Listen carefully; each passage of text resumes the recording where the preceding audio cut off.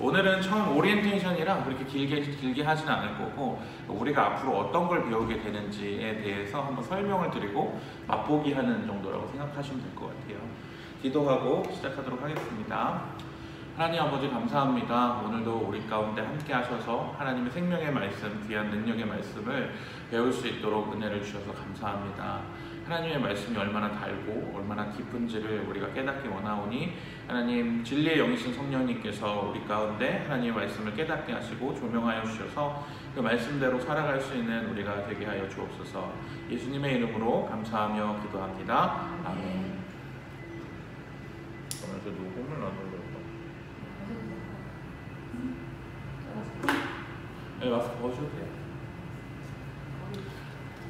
자, 오늘 우리가 이제 앞으로 배워볼 이제 삶을 변화시키는 성경 연구라는 거를 배워볼 텐데, 이거는 뭐 제가 만든 프로그램이 아니라 미국에 있는 유명한 신학교가 있어요. 달라스 신학교라고 있고, 그 달라스 신학교에서 굉장히 오랜 시간 동안 신학생들을 대상으로 성경을 어떻게 공부하는 게 재밌고 얼마나 이것이 삶을 변화시키는지를 가르쳤던 교수님이 있어요. 하워드 핸드릭스라는 분인데, 이 하워드 핸드릭스라는 분은 우리 그 기독교 교육학이라는 거를 만들어낸 분이기도 하거든요. 굉장히 유명하신 분인데, 이분이 정말 수십 년 동안 이것만 가르치신 거예요.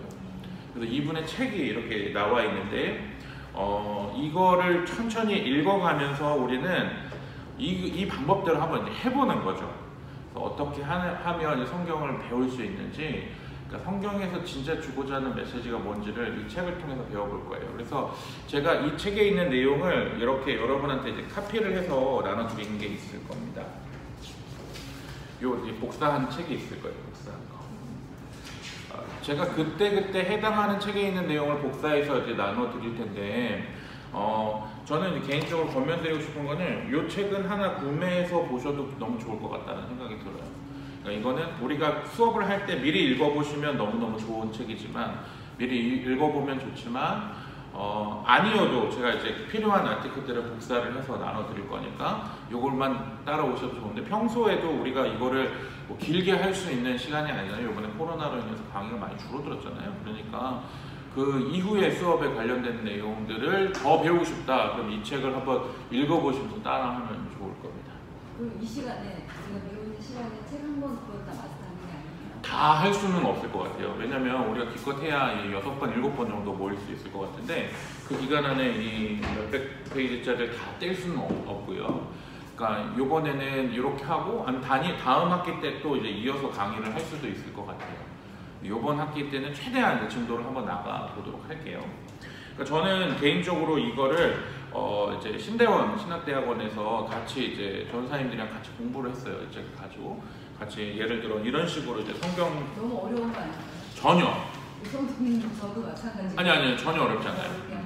그러니까 여기 있는 내용을 제가 보여드리면, 성경을 이제 새 번역을 해놨어요. 그래서 성경책을 보면 이게 전혀 어렵지 않게 하겠습니다. 우리가 이게 보고 있는 거는 누군가가 이제 원래 성경 시대에 쓰여졌던 말을 지금 우리가 보는 말로 이제 번역을 해놨을 거잖아요. 이거를 번역이라고 하는데, 지금 우리가 갖고 있는 성경은 개역 개정이라고 해요. 그냥 개역판을 다시 개정한 거예요. 그러니까 한국말로 바꿨던, 우리가 그 전에 보던 건 개역 한글이라고 되어 있는데, 그거를 좀 이렇게 번역의 실수나 좀 잘못됐던 것들, 문맥에 안 맞는 것들을 개정한 게 지금 우리가 보고 있는 개역 개정판이라고 해요. 이거 바뀐 지가 10년이 되지 않았거든요. 근데 이 전에 있는 걸로 기억하는 분들도 많아요. 그래서 뭐 예를 들어 우리 욥기에서 보면, 주님께서 나를 단련하신 후에 내가 정금같이 나아가리라 이렇게 얘기했잖아요, 예전에는. 지금 성경에서는 순금같이 나아오리라 이렇게 얘기해요. 그러니까 정금이라는 개념이 별로 눈에 들어오지도 않고 좋은 번역이 아니라고 생각했기 때문에 순금 이렇게 바꿔놓은 거예요. 그러니까 마찬가지로 모든 성경에는 다양한 번역들이 있습니다. 그래서 처음에는 성경이 구약 성경, 우리 구약과 신약이 나눠져 있잖아요. 구약 성경은 히브리어로 쓰여졌어요. 히브리어. 제가 나중에 이제 히브리어 성경책도 보여드릴 텐데, 이 히브리어를 우리가 이제 보면 진짜 기렁이 지어 다니게 생긴 거잖아요. 이게 무슨 뜻인지 알 수가 없어요. 그래서 그거를 우리나라 말 한국어로 바꿔야 되는데 우리나라에 처음에 이 성경이 들어올 때는 어떻게 들어왔느냐? 중국을 통해서 들어왔단 말이에요. 그래서 우리나라 성경의 특징은 중국말을 한국말로 한번 바꿨던 거예요, 예전에. 그래서 성경에 보면 문맥이 좀 이상한 것들이 있어요. 예를 들어 옛날 주기도문 같은 거 보면 나라 이 이마옵시며 라고 하잖아요. 나라 이라는 말은 뭐예요? 그러니까 국, 그 다음에 이 어조사 이자를 썼던 것이 나라 이 이렇게 번역을 했던 거거든요. 근데 요즘 새로 바뀐 그 번역에 보면 나라가 임하시오며 이렇게 바뀌었단 말이에요. 그러니까 옛날에 한문으로 되어 있던 걸 번역해 오던 것이니까 조금 안 맞는 번역도 있었다라는 거죠. 여기서 우리가 오해하지 말아야 될 거는 성경에 오류가 있다라는 건 아니고요. 성경에 있는, 그러니까 원본 성경책에는 오류가 없지만, 그런데 우리가 그것을 사본화해서 만들 때 오류가 생길 수도 있다. 그래서 그 부분을 우리가 계속 개정해 나가는 거죠. 자, 예를 들어 우리가 창세기라는 성경책이 있잖아요. 창세기 누가 썼을까요, 박사님? 창세기를 쓴 사람. 힌트는 두 글자입니다. 숫자를 잘 못 세는 사람. 모세가 썼거든요.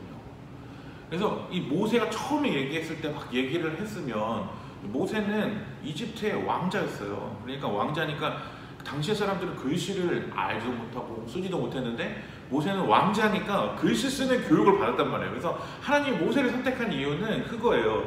얘는 성경을 남길 수 있으니까.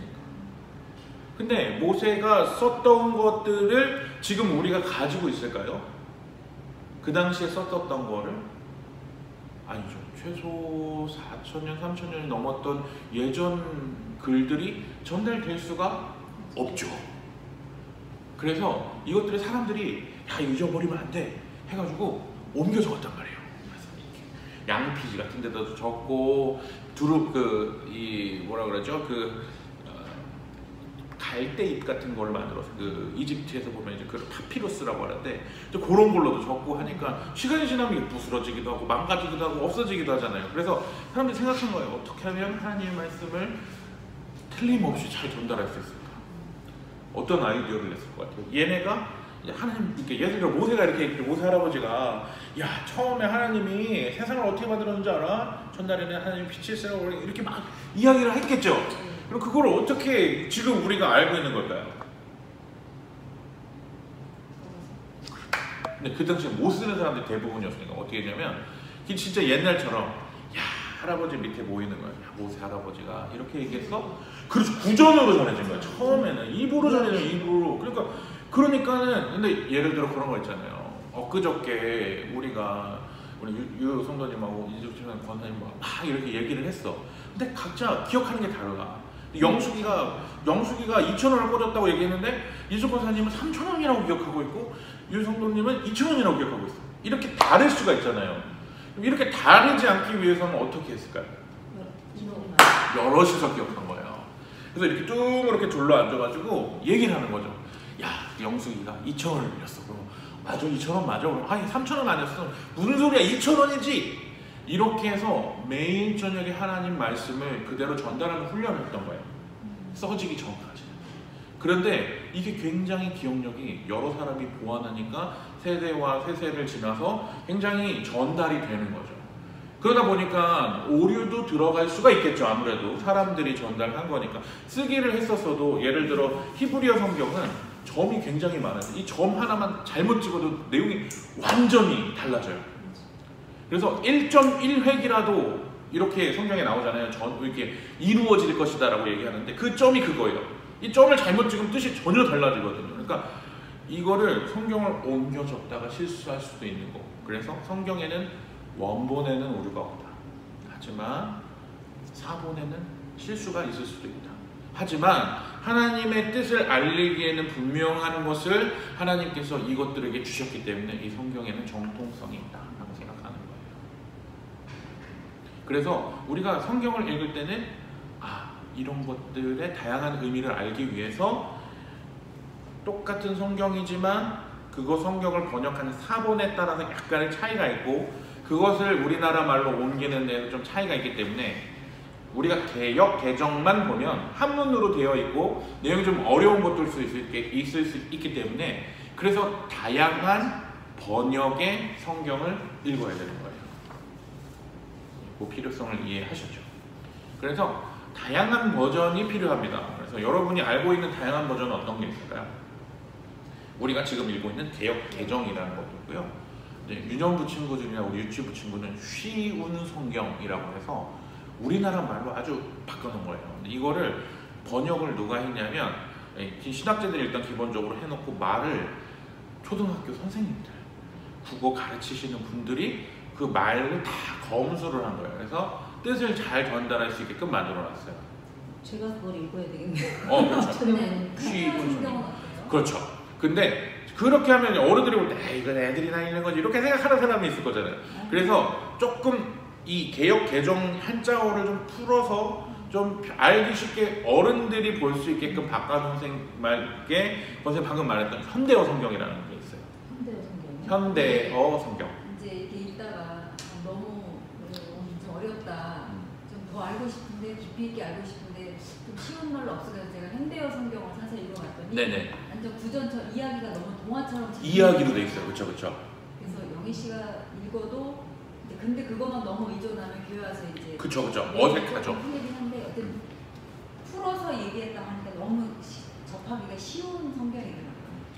그거는 한번 있으면 좋을 것 같아요. 근데 현대어 성경도 제가 말씀드리고 싶은 거는 그것도 이미 번역된 지 20년이 넘은 거예요. 아, 그러니까 요즘 말이랑은 조금 달라진 거예요. 요즘에 또 뭐가 나왔어요? 그래서 다양한 또 버전들이 있는데 그러니까 이 버전이 좋다 저 버전이 좋다 각자 의견이 다른데 제가 생각할 때 가장 여러 번역을 저는 항상 이제 같이 보니까 번역을 봤을 때 번역 원문에 대한 오해가 없이 가장 잘 된 게 이 표준 세번역이라고 저는 생각해요. 여기 있는 이 표준 세번역. 이거는 어려운 말도 좀 쉽게 풀어놨고 원어에 대한 설명 같은 것도 좀 풀어놨어요. 자, 여기 표준 세번역에 보면 이제 왼쪽 아래 보면 4절 보시면 이렇게 돼 있어요. 예수께서 어머니에게 말씀하셨다. 여자여, 그것이 나와 무슨 상관이 있습니까? 아직도 내 때가 오지 않았습니다. 그러면 여기 옆에 1 해서 동그라미 써놨죠. 어머니는 나와 무슨 상관이 있습니까?로 번역할 수 있습니다. 번역의 차이나 이런 내용들도 많이 기록해 놨기 때문에 성경을 읽을 때 도대체 무슨 뜻이지 할 때 많이 도움이 될 수 있는 게 이 표준 세번역이에요. 그리고 가장 최근에 나왔던 것 중에 인기 있었던 성경이 유진 피터슨이라는 사람이 쓴 메시지 성경이라는 게 있어요. 메시지. 네, 그렇죠. 메시지 성경이라는 게 있는데 메시지라는 성경은 진짜 요즘 말로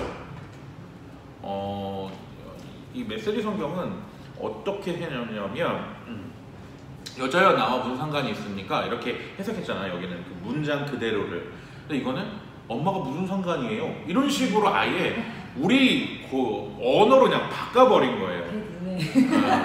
그러니까 이거는 진짜 책을 보듯이 소설책 보듯이 볼 수 있는 거예요.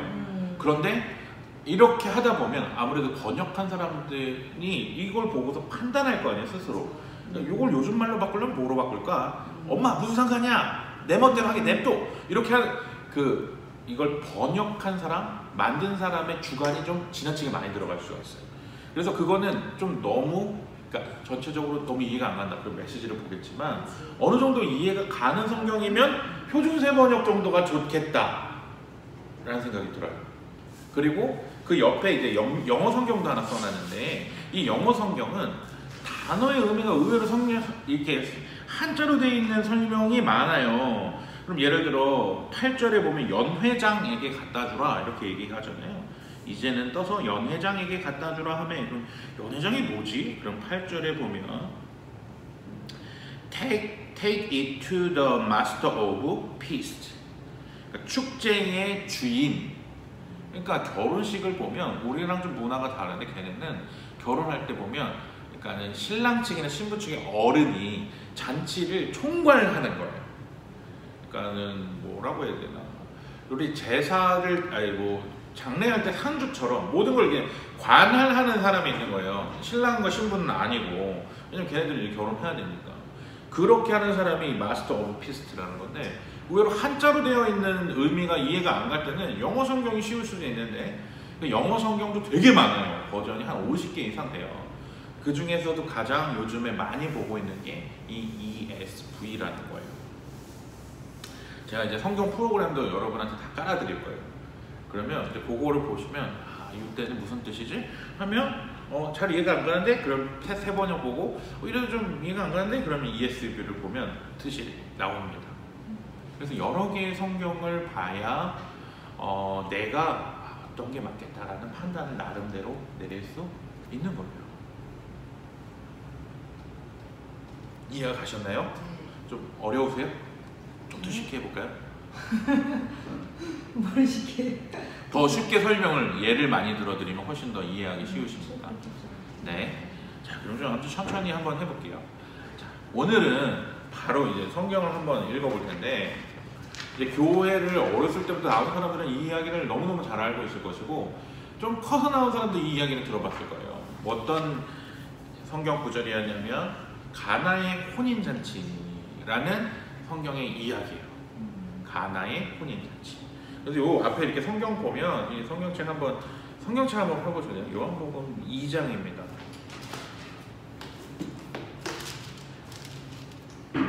요한복음 2장 앞에 보면 대부분의 성경책 그 위에 좀 다른 색깔로 제목 같은 걸 항상 달아놔요. 그렇죠? 이준석 권사님 거기는 이름이 뭐라고 돼 있어요? 가나의 홀레. 가나의 홀레. 네. 똑같이 돼 있나요? 저도 가나의 홀레 이렇게 돼 있거든요. 그런 식으로 타이틀이 항상 있어요. 근데 이 타이틀은 편집자가 일단 써놓은 거기 때문에 이거는 대한성서공회라고 우리나라에서 성경을 만드는 공인된 기관이 대한성서공회인데 거기서 만들어낸 겁니다. 그렇기 때문에 진리는 아니에요. 그런데 대부분은 맞습니다. 가나의 홀레에 대한 얘기예요. 자, 이 가나의 홀레는 요한복음에서 처음으로 예수님이 기적을 행하셨던 첫 번째 기적이에요. 가나의 홀레. 자, 이 말씀을 보고서 우리가 어떻게 볼 거냐? 혹시 경범이 어머님께서는 이 이야기를 한번 들어본 적이나 처음 들어보시는 거구나. 이수석 강사님은요? 얘기 너무 많이 들어보셨죠? 너무 많이 들어도 맨날 들어도 새 것 같아. 그렇죠. 이게 성경의 놀라운 점이에요. 아니, 그게 아니라 잊어버렸지. 그게 새로운 은혜예요. 진짜 제가 이게 좀 약간 여담이지만 설교를 해보잖아요. 그러면 간혹 가다가 똑같은 본문을 설교해야 될 때가 있어요. 뭐 이렇게 예를 들어 고난 주간이 되면 예수님 고난에 대한 성경을 계속 설교를 하게 되잖아요. 그때 되면은 항상 이제 그 내용을 다 돌아가면서 봐도 내용이 겹친단 말이에요. 그러면 설교를 해볼 때 이거 어떻게 설교를 하지? 고민이 된단 말이에요. 그죠? 그때 읽었는데 그때 적었던 은혜하고 포인트하고 지금 와서 또 할 때하고는 또 다른 거예요. 그게 진짜 새로운 책이에요. 그래서 성령님께서 우리 마음에 은혜를 주셔서 깨닫게 하시는 거죠. 이전에는 막 내가 성경을 잘 공부하고 준비해서 설교를 준비했다고 해서 딱 해놨는데 다시 설교를 준비할 때 예전 설교를 보면 이 내용은 없어도 되는 내용이었는데 혹은 야, 이 내용을 내가 왜 안 했을까? 이런 신기한 게 있는 거죠. 그래서 하나님의 성경책은 성령님께서 주시는 은혜로 매일매일 새로운 거예요. 자, 오늘은 이 맛보기를 한번 샘플이죠, 샘플. 가나의 혼인잔치란 이야기를 한번 해볼 텐데 오늘은 우리 성도님께서 계시니까 처음 읽어보시는 게 있습니다. 일단 표준세 번역을 한번 읽어볼게요. 표준세 번역, 요 왼쪽 아래 부분에 요거를. 근데 이재숙 권사님은 이 이야기를 많이 들어보셨을 거잖아요. 이재숙 권사님의 숙제는 뭐냐면 이 이야기를 처음 접해보는 거예요. 그런 것처럼 8살 어린이의 눈으로 이건 왜 그렇지? 하고 다 써보시는 거예요. 궁금한 거, 이해가 안 되는 거, 좀 이건 이상한데? 혹은 무슨 뜻인지 모르겠는데? 하는 거를 다 이제 연구를 해보는 거예요. 우리 이제 앞으로 수업을 어떻게 진행할 거냐면 제가 초반에 오늘 배울 거에 대한 설명을 해드리고 어떤 식으로 할 거예요? 이런 식으로 한번 배워보겠습니다. 이렇게 한 다음에 이재숙 권사님은 낯설게 읽어보는 거예요. 이거 왜 이러지? 의문을 가지고 질문을 가지고 여러분 이게 파헤치는 탐정이 됩니다 생각하고 표준 세 번역을 읽어볼 텐데 먼저 우리가 한 절씩 돌아가면서 읽어보고 그 다음에 막 써보면서도 읽어보고 이렇게 해볼게요. 자, 먼저 이재숙 권사님부터 이렇게 돌아가면서 1절부터 한번 읽어볼게요. 표준이죠? 네, 표준입니다.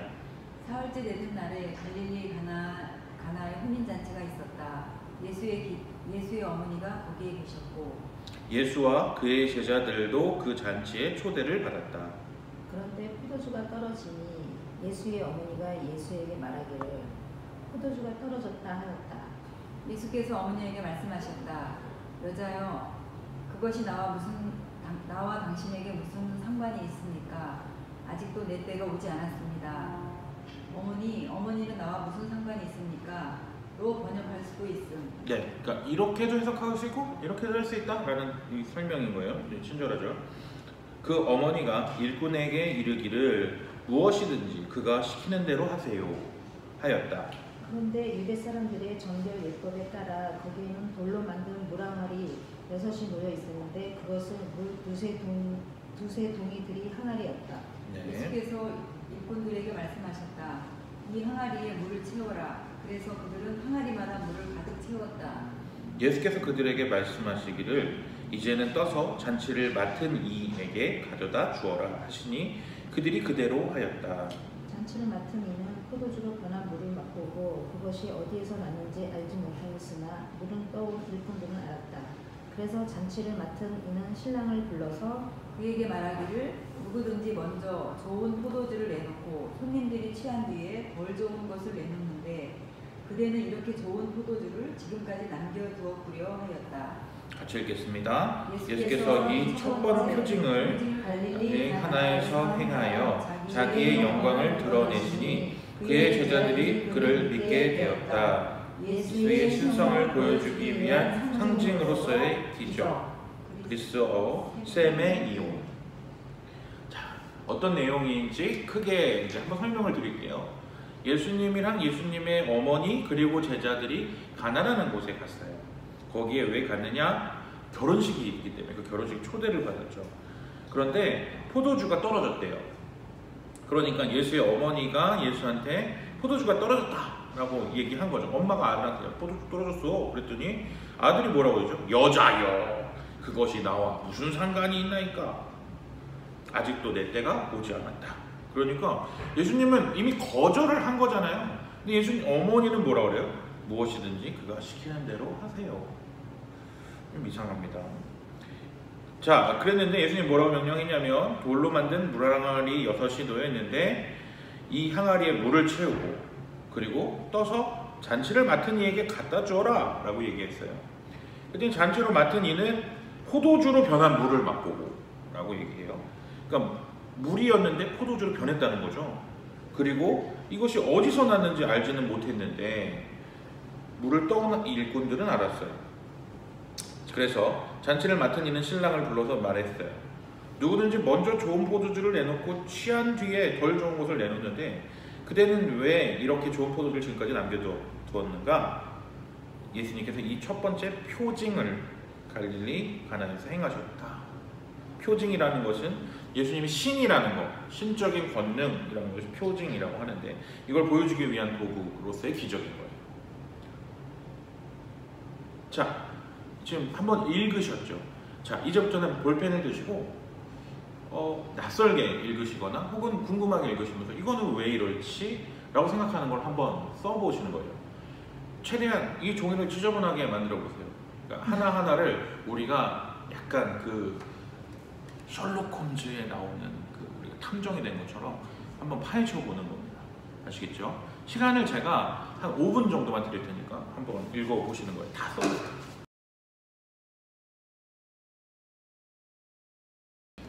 자, 이제 각자 이제 생각해 보신 걸 얘기하는 거예요. 궁금한 걸 한번 얘기해 보시는 거예요. 이해가 안 간다. 이거는 뭘까? 어떤 건지.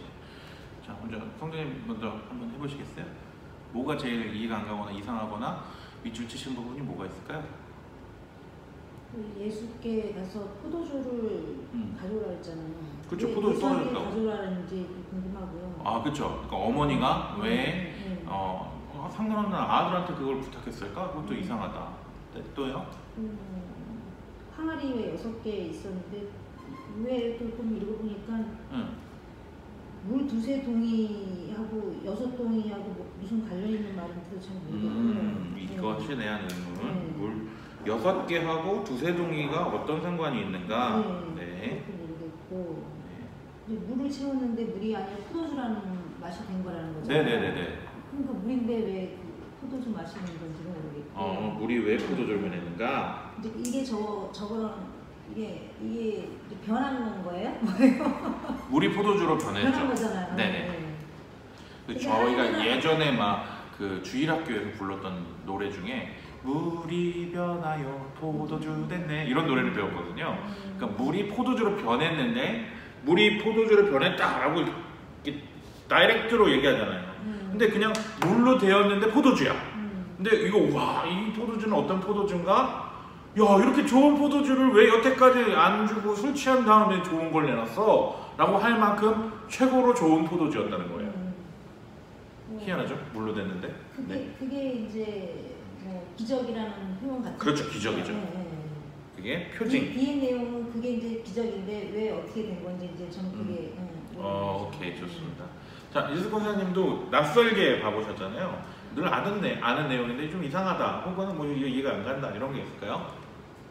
나이가 이제 들다 보니 영혼이 맑진 않아가지고 그렇죠, 좋아요. 근데 어린아이 같은 그런 마음은 좀 못해도 저는 이제 여러 가지를 다 했는데 제일 이제 궁금한 건 영희 씨처럼 포도주가 누구든지 먼저 좋은 포도주를 내놓고 이거 말고 이게 포도주로 변한 물을 막 네. 근데 이제 물이 변하여 포도주가 된 것처럼 네. 이제 제 생각은 네. 궁금한 것보다 네. 이전 것은 지나갔으니 누가 새 것이 되었도다. 변한 것처럼 우리도 옛날에 구습을 벗어버리고 이제 이렇게 예수님을 진정으로 만났다면 이제 내가 예전 같지 않고 새롭게 변화되는 모습처럼 그걸 저는 생각이 먼저 들더라고요.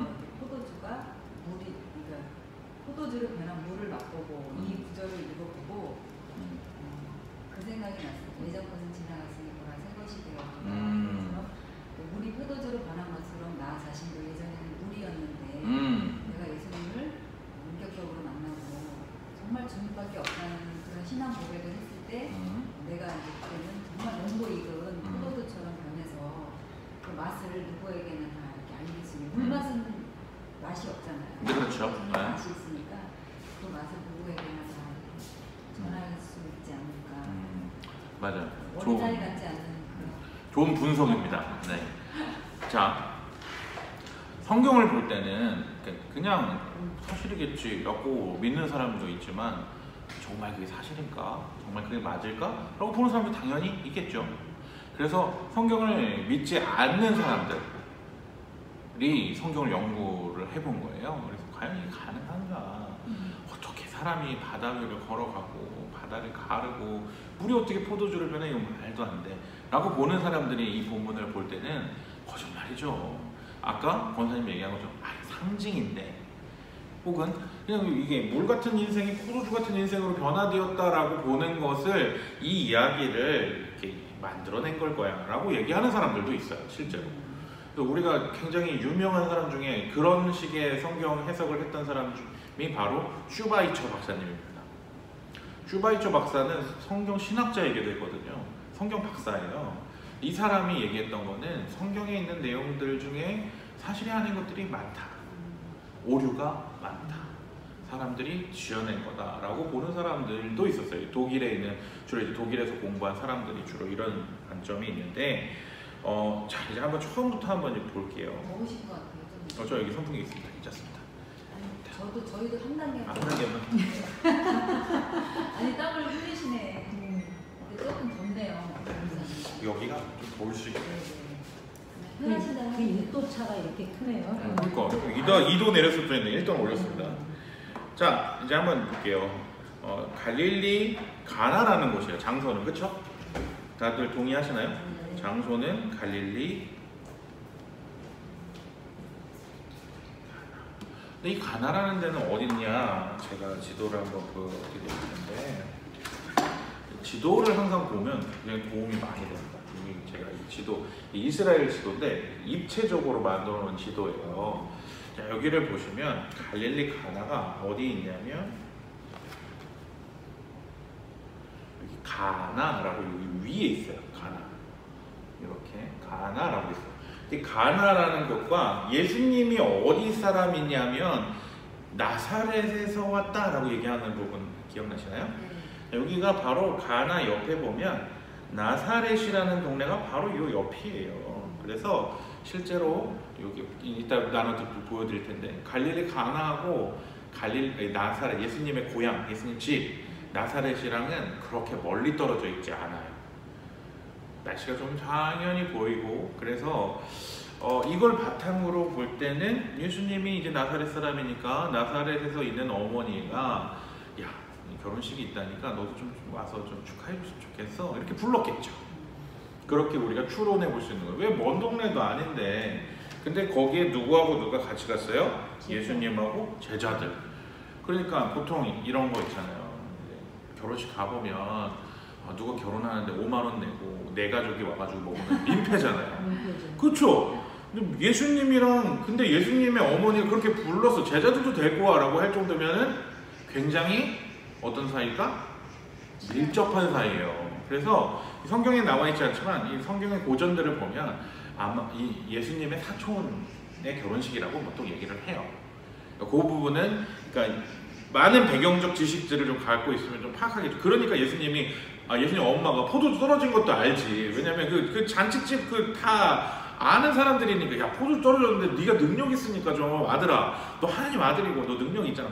예전에도 기적을 해놨겠죠. 그러니까 보니까 야 네가 좀 도와줬으면 좋겠어 라고 얘기했겠죠. 좀 이해가 가세요? 네. 그러니까 가까운 동네 사는 친척네 집에 어려움이 생겼으니까 도와주러 가신 거예요. 근데 축하하러 갔다가 도와진 거죠. 어머니는 마리아. 그렇죠, 마리아입니다. 마리아. 예수님의 어머니가 마리아예요. 그리고 여기 보면 예수의 어머니라고 여기는 설명이 나와 있는데 예수님 어머니는 마리아입니다.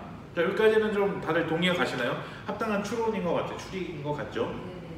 자, 가까운 잔치에 결혼식이에요. 근데 이스라엘의 결혼식은 그냥 우리처럼 한 30분 안에 모든 게 다 심화해야 되는 결혼식이 아니라 일주일 정도 해요. 일주일 정도. 그래서 일주일 내내 막 파티가 벌어지고 막 즐거운 장소인데 제가 또 이스라엘 갔다 하지 않습니까? 근데 가나라는 동네가 어떤 동네입니까? 굉장히 작은 동네, 시골 동네. 그러니까 뭐 몇 가구 안 사는 동네인 거예요. 땅을 파보면 이게 집 터가 나오잖아요. 근데 우리는 집 지을 때 다 깨부시고 거기 다 바닥 파고 이렇게 하잖아요. 근데 거기는 돌 위에다가 집을 짓기 때문에 그럴 수가 없어요. 그 위에다가 짓는 거예요. 돌을 평평하게 만들고 그 위에다 집을 짓는 거예요. 그래서 그 구조를 조사해 보니까 거기가 예수님 당시 한 2000년 전에는 한 50여 가구도 안 사는 아주 작은 마을인 거예요. 작은 마을에 잔치가 생겼으니까 온 동네 사람들이 잔치인 거예요. 동네 잔치인 거예요. 근데 여기 나사렛에서도 사람들 왔으니까 손님이 꽤 많았던 거지. 그래서 잔치에서 뭐가 떨어졌냐면 포도주가 떨어진 거예요. 사람이 너무 많이 왔다는 거고 너무 장사가 잘 돼갖고 우리가 뷔페 음식 떨어진 것처럼 위기가 생긴 거죠. 근데 여기서 포도주는 어떤 의미가 있느냐면 이스라엘 사람들이 포도주를 2개를 먹어요. 이렇게 우리가 커피를 타고 여기다 물을 타서 먹는 이렇게 희석하는 포도 음료 같은 엑기스. 그렇죠. 그러니까 엑기스에다가 물을 타서 먹는 거예요. 그러니까는 왜 그렇게 먹냐면 여기는 물이 안 좋아. 이스라엘은 석회질이 많아. 그래서 그냥 물을 먹으면 배앓이를 하는 거예요. 그러니까 포도 원액에다 물을 타서 먹는 그것도 포도주라고 불러. 단어가 똑같아. 포도주. 그리고 진짜 술에 취한 와인도 포도주야. 그러니까 이 2개의 포도주가 다 있는데 아무래도 결혼식 때는 술이 들어가야 되니까 좋은 포도주를 썼겠죠. 그런 물 타먹는 보통 물 말고. 그래서 성경에 나와 있는 포도주에 대한 오해가 똑같은 단어이기 때문에 오해가 있는데 2종류가 있어요. 걔네들이 실제로 먹는 거. 보통 밥 대신 그냥 물 마시듯이 먹는 건 그냥 물 대신에 포도 청이죠. 우리나라로 자치면 포도청 따라서 먹는 그 포도주고요. 석회를 희석하나 저기나? 그쵸. 그러니까 배앓이 하지 않게끔. 알코올로 외국은 그 유럽 쪽에서 이런 데는 베트남도 못 먹더라고요. 그쵸. 그냥 못 먹어요. 물을 안 먹어요. 석회가 많다고 어떤 물을 마시라고. 그쵸. 뭐를 이렇게 그냥 먹으면 안 돼요. 그래서 이스라엘 같은 경우는 더 진짜 물이 안 줘서 그 물이 있어야 되는 거예요. 자, 그래서 포도주가 떨어졌다는 거는 마실 물이 없다는 의미도 되고 잔치할 때 사람들이 즐겁게 해주기 위한 포도주인데 이게 끝났으면 어떻게 돼요? 잔치를 더 이상 할 수가 없는 거예요. 그러니까 단순히 포도주 떨어졌으면 가서 사오면 되지. 당시에 마트가 있나요? 없어요. 그리고 특히 가나라는 지역은 이게 포도가 재배되지 않는 지형이에요. 그러니까 포도를 살려면 저기 갈릴리까지 가가지고 사갖고 와야 되는 거예요. 오래 걸리겠네. 그렇죠. 그러면 이제 잔치는 망하라 먹는 거예요. 그러니까 위기가 상황이 발생한 거야. 가장 일생일 때 가장 중요한 날이잖아요. 결혼식이라는 게. 근데 그게 중단되게 생긴 거예요. 근데 아무도 몰라. 이게 일부 관계자만 알고, 어떡하지? 빨리 해결해야 되는데. 야, 내 아들한테 얘기해볼게. 이렇게 돼서 예수님한테 얘기했어요. 근데 예수님이 뭐라고 얘기해요? 여자여, 그것이 나와 무슨 상관이 있습니까? 이게 말투가 어떻게 보이세요? 저도 이걸 궁금해서 왜 어머니를 여자라고 그렇게 인정거리 없이 표현했어요. 저 싸가지 없어 보이잖아요. 엄마한테 여자여가 뭐야? 저는 이제 우리 어머니한테 그 애칭처럼 이 여사라고 부르는데 여사님도 아니고 여자여.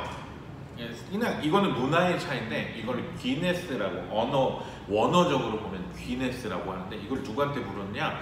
황제가 자기 엄마를 볼 때도 여자여, 귀네스 이렇게 불렀단 말이에요. 우리나라 번역하니까 여자 싸가지가 여자여. 그렇죠. 이 싸가지 없는 여자여, 이 옆에 이런 뜻이 아니라 어머니 존중하고 막 이게 왕이 왕후를 부르듯이 그냥 부른 거예요. 근데 우리는 이걸 가지고 좀 오해를 많이 하는데 그 문화적인 차이인 거죠. 그래서 싸가지 없는 거 아니에요, 예수님?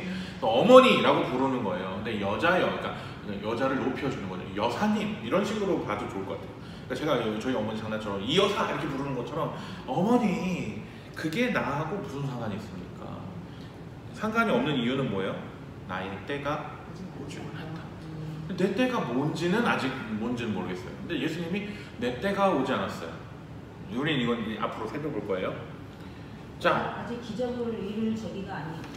그렇지, 그렇게 볼 수도 있는 거고. 그러니까 다양한 계산이 나오는 거죠. 그러니까 왜 예수님이 이런 얘기를 했을까를 의문을 갖고 보면 나중에 이게 신기하게 풀립니다. 성경이 재밌는 거예요. 자, 아무튼 제가 지금 풀어주고 있는 겁니다, 여러분한테. 자, 그랬더니 나는 분명히 예수님 부정적인 얘기를 했는데 예수님 어머니는 어떻게 해요? 하인들한테 뭐라고 얘기해요? 무엇이든지 그가 시키는 대로 하라 라고 얘기해요. 아, 그라는 거는 예수? 그렇죠. 뭐든 시키든지 너희들한테 예수님이 시키는 대로 해. 이렇게 가르쳐준 거예요. 그러니까 하인들한테 시킬 정도면 진짜 잔치에서 꽤 높은 위치에 있는 사람이라는 걸 알 수 있겠죠. 어머니가 그 잔치에 굉장히 중요한 역할을 하고 있는 거예요. 그러니까 뭐 신랑 측 어머니 정도, 신랑 측 뭐 가장 뭐 이런 거 정도 되겠죠. 자, 그랬더니 예수님이 부정적인 얘기를 했는데도 불구하고 예수님 어머니는 알았던 것 같아요. 아, 예수님이 이렇게 할 수 있다는 거, 그리고 해줄 거라는 걸 알았던 것 같아요. 그래서 이렇게 당부하지 않았을까? 예상하는 거죠. 근데 그거는 뭐 이럴 거야! 라고 얘기하면 안 돼요. 근데 그럴 거라고 충분히 예상은 할 수 있어요. 자, 그랬더니 예수님이 뭐라고 얘기했는가? 항아리에 물을 채워라 라고 얘기해요. 자, 근데 이 항아리는 어떤 항아리인지 6절에 나와 있어요. 유대 사람의 정결 예법을 따라 거기에는 돌로 만든 항아리 6이 놓여 있었는데 라고 얘기해요. 정결 예법, 일단 우린 여기서 딱 막혀 있는 거예요. 정결 예법이 뭔지 알아? 유대인들만 하는 건데 예수님 당시의 사람들은 다 알았겠죠. 왜 그 항아리가 거기 있는지를 알았을 텐데 아마 이 요한복음의 저자는 요한인데 요한이 쓸 때는 아마 유대 사람이 아닌 사람들을 위해서 이 성경을 썼으니까 설명을 해놨겠죠. 왜 돌항아리가 있었는지를. 그것까지도 우리가 추론할 수는 있어요. 자, 아무튼 정결 예법을 따라 돌항아리가 놓여 있었어요. 근데 우리 아까 우리 경범 어머니께서 궁금해하셨던 게 물 항아리가 있고 물세동이의 항아리였다. 이게 무슨 뜻인지 이해가 좀 잘 안 간다. 그런데 이 돌 항아리가 제가 이제 사진을 이따가 나중에 한번 보여드릴 텐데 돌 항아리가 이만한 덩어리예요. 그래서 우리가 물을 이렇게 길러서 이거를 두세 동이를 부어야지 차는 큰 돌 항아리가 몇 개가 있어요? 6개가 있는 거예요. 그러니까 엄청 대용량인 거예요. 넘치는 양인 거예요. 물 항아리로. 근데 이 정결 예법이라는 게 좀 이게 좀 알아주시면 좋은데요.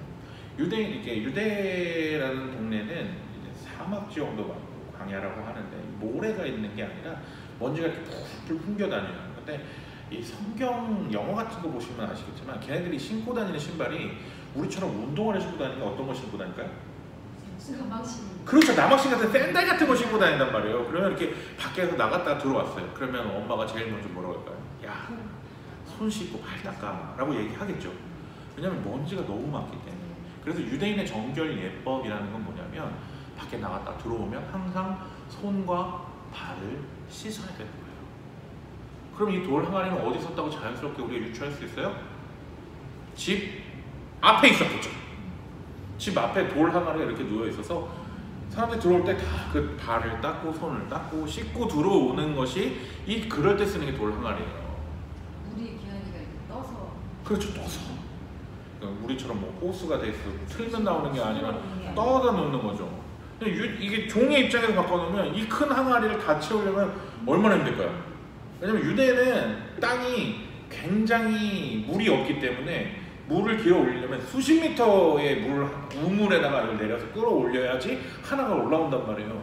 이 6개 다 채우려면 아무튼 얘는 죽어났을 거야 아마. 왜 물이 포도주가 없는데 물 채우라고 그럴까 불평했을 거예요, 그죠? 당시에 문화를 아는 사람. 아무튼 그 물 항아리에다가 그 엄청난 양이죠. 이만한 키가 되는 이 6개를 가득 채워야 되니까 그 수십 미터 물 끌어올려서 갔다가 노는데 얼마나 힘들었을까요? 자, 물을 채웠어요. 자, 그럴 때 예수님 뭐라고 얘기해요? 떠서 잔치를 맡은 이에게 가져다 주라. 자, 여기서 아까 이야기로 잠깐만 돌아가 보면 이 물은 어디 있었을 거라고 추론한다고요? 집 밖에 있을 거라고 추론하잖아요. 집 밖에 있고 항아리도 그냥 항아리가 아니라 돌 항아리라고 나와 있어요. 돌로 된 거예요. 밖에 있는 돌 항아리는 귀할까요? 천할까요? 천하죠. 깨끗할까요? 더러울까요? 더럽죠. 그냥 막 먼지도 끼고 뭐 비 맞고 깨끗하지 않단 말이에요. 그냥 손만 닦고 들어올 정도의 물을 받아놓는 거예요. 그 정도 되는 항아리에 물을 떠서 누구한테 갖다 줘요? 연회장한테 갖다 주는 거예요. 이 연회를 주관하는 사람한테. 하인이. 그럼 그분이 야 어디서 물 갖고 왔어? 썩다기를 맞아도 할 말이 없죠. 신분제사회잖아요. 하인이잖아요. 그러니까 예수님 굉장히 무리한 요구를 하고 있는 거예요. 물을 채우는 건 그렇다 쳐. 물을 포도주가 없는 사람한테 갖다 줘? 굉장히 이상한 요청을 하고 있는 거예요. 깨끗하지도 않은 그 물. 손 닦으라고 있는 물이지 먹을 수 있는 물은 아니잖아요. 자, 근데 물을 잔치를 맡은 사람한테 가져다 주어라 하니까 그들이 그대로 했어요. 욕먹을 수도 있고 매맞을 수도 있고 그런데 그들이 그대로 그걸 했어요. 자, 근데 이제 이때까지만 해도 물이에요. 그죠? 8절까지만 해도 물을 맞죠. 자, 이제 9절에 가볼게요. 잔치를 맡은 이는 포도주로 변한 물을 맛보고, 여기서 이미 포도주가 된 거예요. 그러니까 갖다 줄 때까지는 물이었어요. 포도주가 됐다는 얘기는 없어요. 근데 먹어보니까 물이 아니라 포도주네? 라고 생각했어요. 저는 이게 제일 궁금했거든요. 왜 포도주로 변했으면 이미 색깔부터 다르잖아. 그럼 왜 그랬을까? 제가 갔다 와봤더니 갔다 와보니까 알겠더라고요. 왜냐면 당시에는 금으로나 됐거나 은으로 됐거나 이런 좋은 잔이 있었을까요? 없었어요. 그러면 어떤 잔으로 보통 먹었을까요? 나무로 된 거. 그렇죠. 나무잔이에요. 그래서 예수님께서 최후의 만찬 하셨을 때도 막 우리 성화 같은 거 보면 막 은잔 같은 거 반짝반짝 빛나는 그런 데다 드셨겠지만 당시는 대부분 다 나무잔이에요. 근데 제가 거기서 이스라엘 가서 거기서 성찬식을 했는데 거기다가 물을 딱 따랐는데 딱 보니까 왜 물이지? 화이트 와인이야. 와인도 두 종류가 있잖아요. 색이 있는 와인, 포도주, 적포도주를 가지고 만든 와인이 있고 백포도주로 만든 와인이 있는데 따라놨는데 물이랑 똑같은 거예요. 근데 먹어보니까 엄청 진한 포도주야. 와인인 거예요. 그때 깨달았죠. 아마 잔치로 만든 이 사람도 포도주가 아니라 백포도주였겠다. 그냥 따랐을 때는 그냥 잔에 따랐을 때는 물과 똑같았겠다. 근데 먹었는데 그 물이 어떻게 돼요? 포도주가 된 거야. 이미 따라줄 때까지만 해도 물이야. 먹고 보니까 포도주네. 근데 그냥 포도주가 아니라 뭐라고 얘기하냐면 먼저 좋은 포도주를 내놓고 사람들이 취한 뒤에 덜 좋은 걸 내놔요. 이건 이해가 가시나요? 왜냐면 취하면 미각이 이렇게 간다면서요. 그러니까 막 비싼 거 먹어도 똑같다면서요. 그쵸? 취한 다음에는 그렇게 된다고 그러는데, 그래서 사람들은 보통 포도주를 줄 때는 좋은 거를 먼저 줘야죠. 취하기 전에 입맛이 있을 때. 그리고 취한 다음엔 좋은 걸 갖다 줘도 모르니까. 근데 당신은 왜 여태까지 이 좋은 포도주를 내놓지 않고 있었냐라고 얘기해요. 이 잔치를 맡은 사람이 이게 뭔지 몰라요. 그런데 어떤 것만 알아요? 최고의 포도주였다는 것만 알아요. 근데 누구는 알아요? 순종한 종들은 알아요.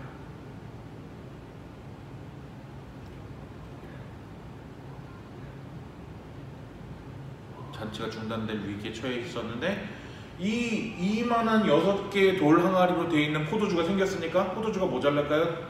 안 모자랄까요? 모자랄 일이 없어요. 잔치는 계속되게 됐고 행복하고 신랑 신부한테 있어 가장 중요한 예식은 무사히 끝나게 된 거죠.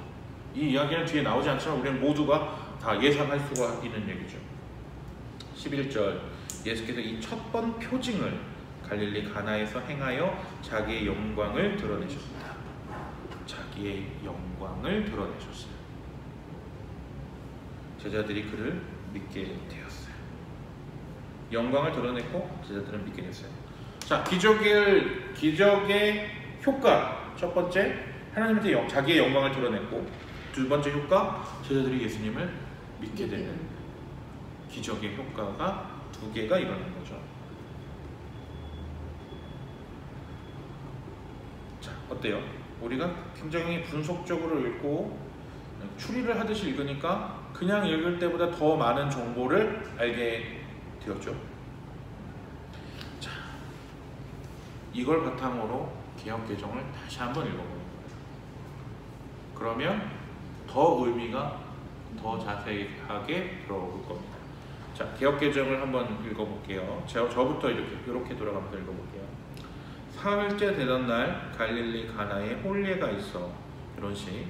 예수의 어머니도 거기 계시고 예수와 그 제자들도 혼례의 청함을 받았더니 네. 포도주가 떨어진지라 예수의 어머니가 예수에게 이르되 저들에게 포도주가 없다 하니 예수께서 이르시되 여자여 나와 무슨 상관이 있나이까 내 때가 아직 이르지 아니하였나이다. 그 어머니가 하인들에게 이르되 너희에게 무슨 말씀을 하시든지 그대로 하라 하니라. 거기에 유대인의 정결 예식을 따라 2-3통 드는 돌 항아리 6이 놓였는지라. 예수께서 그들에게 이르시되 항아리에 물을 채우라 하신즉 아귀까지 채우니 이제는 떠서 연회장에 갖다 주라 하시매 갖다 주었더니 연회장은 물로 된 포도주를 맛보고도 어디서 났는지 알지 못하되 물떠온 하인들은 알더라. 연회장이 신랑을 불러 말하되 사람마다 먼저 좋은 포도주를 내고 취한 후에 낮은 것을 내거늘 그대는 지금까지 좋은 포도주를 두었도다 하니라. 같이 읽겠습니다. 예수께서 이 첫 표적을 갈릴리 가나에서 행하여 그의 영광을 나타내심에 그들이 그를 믿으니라. 아멘. 이제 우리가 여기서 좀 더 많은 의미를 알게 됐어요. 자, 그러면 예수님이 내 때가 아직 오지 않았다. 이것은 그 때라는 것은 무엇일까요? 내 때는 어떤 의미를 가지고 있을까요? 기적을 그렇죠. 기적을 보여줄 때, 그리고 영광을 나타낼 때가 아직 아니었는데 영광을 보여주면서 제자들도 믿게 됐고 하나님의 영광을 나타냈어요. 자, 그렇죠. 전체를 다 볼 때 오히려 이해가 되는 구석도 있는 겁니다. 자, 그러면 이것에 숨겨진 의미가 있을 거잖아요. 왜 이야기를 했을까? 예수님께서는 이 이야기를 통해서 무슨 이야기를 보여주고 싶었던 걸까? 성경에는 항상 그 숨겨진 의미가 있어요. 예수님을 믿으라. 그렇죠. 예수님을 믿게 되는 거예요. 아까 제가 잠깐 지나가는 줄 말했는데 요한 복음은 요한이 썼다라고 얘기했는데 요한이 누구한테 썼을 거라고 제가 예상했죠? 유대인들의 문화를 아는 사람, 모르는 사람? 모르는 사람. 그러니까 유대인의 정결 예식을 설명해주고 물 항아리가 있었다라고 설명을 해줬겠죠. 자, 그 사람들한테 뭘 알려주고 싶은 거예요? 이 책을 읽는 그러니까 유대인의 문화에 익숙하지 않은 사람들한테 예수님이 어떤 분이라는 걸 알려주고 싶은 거예요? 기적을 일으키는 분. 물을 포도주로 바꿀 수 있는 분. 자, 그게 1차적으로 드러나 있는 의미예요. 자, 숨겨진 의미는 어떤 게 있냐면, 자, 이 장소가 어디예요? 가나 결혼식장이에요. 결혼식장. 가장 행복하고 가장 충만해져 있어야 하는 곳이 결혼인데 이 결혼이 중단되게 생겼죠. 그런데 이 중단되게 된 결혼이 누구를 통해서 계속되게 됐을까요? 예수님. 자, 물은 깨끗한 거예요? 더러운 거예요? 더러운 거였어요. 그 물은 깨끗한 물이 아니에요. 이 물이 뭘로 변했어요? 최상급 포도주. 그러니까 이 이야기는 예수님이 보여주게 될 하나님의 나라는 어떤 건지를 보여주는 예화예요. 예수님이 보여줄 하나님 나라, 그 하나님 나라는 어떤 걸로 표현이 될 수 있느냐? 결혼식 같은 거예요. 최고의 결혼식. 이 결혼식이 그 전에 그 물로는 해결할 수 없는 중단되게 생겼는데 예수님을 만나게 되니까, 예수님의 영광을 보게 되니까, 예수님의 때가 되니까 그 결혼식이 최고의 결혼식으로 변화됐어요. 그 중단되게 생긴 것이 가장 즐거운 걸로 변화되게 되는 거죠. 그래서 예수님을 믿게 되면 우리는 어떻게 되는가? 첫 번째 기적으로 보여주는 하나님 나라를 맛보게 될 텐데 그 하나님 나라는 이전에 보아왔던 그 어떤 것보다 탁월하고 좋은 것이다 라는 것을 상징적으로 보여주는 거예요.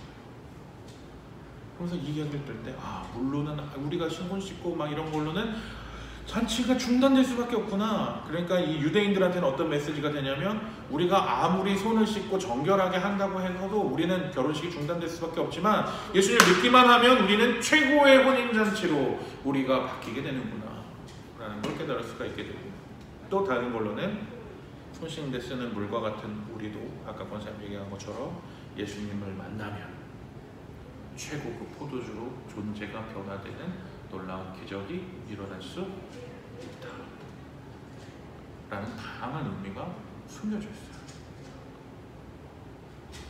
그것들을 하나씩 하나씩 찾아가고 발견해 나가는 게 오늘 수업이에요.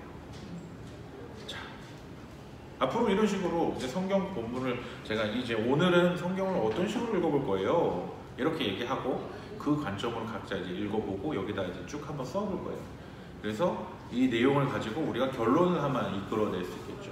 오늘은 첫날이니까 제가 주로 이제 많이 떠들었지만 이제 여러분들은 조금씩 이제 읽는 법들을 배워가면서 성경을 이런 식으로 보는 거구나, 이런 식으로 공부할 수 있겠네 라고 성경이 주는 메시지를 가지고 뜻을 도출해내는 방법을 한번 해볼 거예요. 좀 기대가 되시나요? 기대가 되셔야 될 텐데. 저도 그렇고 여기 시작해